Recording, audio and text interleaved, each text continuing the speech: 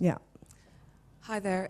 Just a quick question about how you came across mindfulness. So did you just happen upon it, the Oxford course, or what happened? I heard about it, and then because I'm really practical, I'm not going to study something where you throw a tarot card. I'm creeped out by it. So if you do look up all the research, even the research for NICE, through the what's it stand for? National Institute of Clinical Excellence. Yeah, if you look it up, cognitive therapy and mindfulness are the ones that compete with antidepressants and all that. for relapse. Yeah. And mindfulness is a little higher. If you've had more than 3 episodes, which I have, if you do mindfulness and medication, they're not saying don't take the medication, then you have less chance of a serious relapse. Yeah, I just wondered as well, one of the things I'm working on at the moment is an internal learning and development program, and one of the ideas I've come up with is, as part of that, is to use a mindfulness app to kind of teach our mid-managers to take 10 minutes out a day. I don't know if you've heard of Headspace. Yeah, I know Headspace. Yeah, I know Andy. Yeah. There you go. So I've been it's been a great part of my job. I can't believe they pay me. I shouldn't say that out loud, but I can't believe they pay me to do it. So I get to go through different apps, and I found like the mindfulness one I'm thinking, but part of my next challenge is how do I sell it to people, to the partners, to say this will actually help, even though it seems like, I'm getting them to meditate or to like take some time out. Yeah, first of all, don't call it meditation. Yeah, okay. That's too scary. Okay. Yeah. Thank you.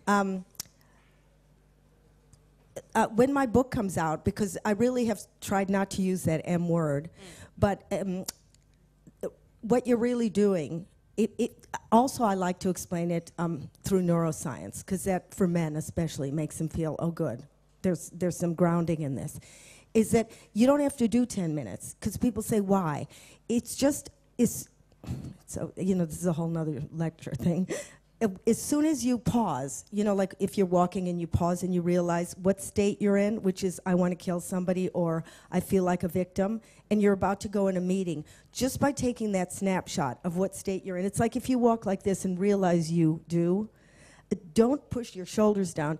Eventually, you're just training yourself to notice, and it's in that second of noticing that you're sharpening up another part of the brain that pushes the brain that you're using into the prefrontal.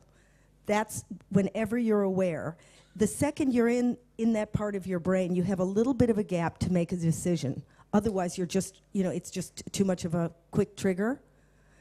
So when you take that pause, don't do anything. Don't try and relax, whatever. Even if the pause says, I'm in a full bitch mode, my body is, all over the place. I'm sweating, I'm angry, my shoulders are hunched like a vulture, and it's total mayhem up there. Just by noticing, already things start to unwire, and you're breaking a habit. So it's really taking tiny steps at a time. 10 minutes is too daunting. And if you could, my book, there's other books that do it, explain what exactly is happening by doing that pause. I think people will say, that's pretty good. Also, if, sometimes when I have to work, we're all addicted to our own dopamine. Like, it feels really good when you work 10 hours, and you get into that, it is addictive. But sometimes if you slam the thing shut and just observe where you are, don't punish yourself. If you let the cortisol cool down, when you go back to work, it's so much clearer. It's so clear, and you can be creative. If you're too head up, you can't have a meeting. Can I just say one thing, because I was writing about this today? In America, they're starting to introduce this in schools, is that when a kid has a temper tantrum, he holds up a red card, and nobody can get within 6 feet. And then when he feels his levels coming down, he's coming back to himself, he holds up a yellow card. And when he's back to his baseline, he holds up a green card, so he can read his own emotions and doesn't blame it on everybody else. Well, that's, I think, where we're going here. So it's not his fault, he screwed me up. Look what you're carrying into the room. And that's all about that mindful thing. Like, just noticing is mindfulness.